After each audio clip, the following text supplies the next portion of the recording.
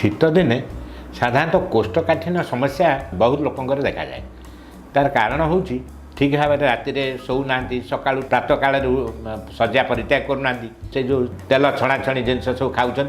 एगुड़ा सब कोष्ठकाठिन्य करने दायी। कोष्ठकाठिन्य मुंड बिंधा हे देह हाथ कसमस लगे खाद्य खाया इच्छा हम नहीं अरुचि पेटरे गैस वृद्धि हम तेणु आम जदि पेट साफ रखा आम जदि झाड़ाटी आम परिष्कार होगापी आम उद्यम करवा ताहले आम गोटे सुस्थ जीवन यापन करिपरिबा एवं ये सब कष्ट जंत्रणा मुक्ति पाइपर।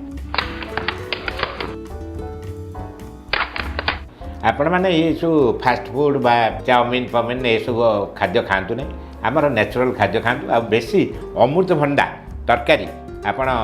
खातु सन्तुला करिक सन्तुला खातु आ सकाळु उठिला परे खाली पेटे आप अध लिटरटे गरम पानी पियो।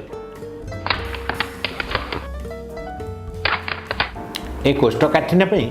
आपण आमर जो हरिड़ा बाहारा अँला कहते त्रिफला ये त्रिफला चूर्ण जदि 2 चामच लेखाएं गरम पानी सकाଳେ सन्ध्यारे खाली पेटे खाइबे ताहले देखिबे आपनकर कोष्ठकाठिन्य रहइबनी। या परे आपन जो झाड़ा सफा न हुए ताहले आपन देखंतु ये गोटे G-Lax बोली गोटे औषध अच्छी ये G-Lax औषध गोटे चामच आपन छोट चामचे चामचे आप खाइबे राति शोला थरे आप कोष्ठकाठिन्य दूर हो एवं आपको पेट गोलमाल किसी लगे सुस्थ रे एवं फुर्ती रे।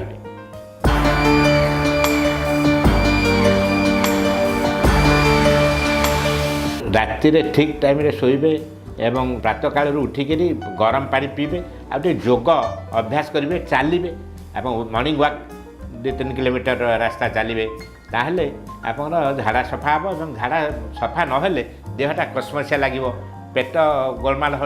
गैस हम खाइबारे अरुचि हम तेणु ये सब जिन रक्षा पाइबापी आप सतर्क रे।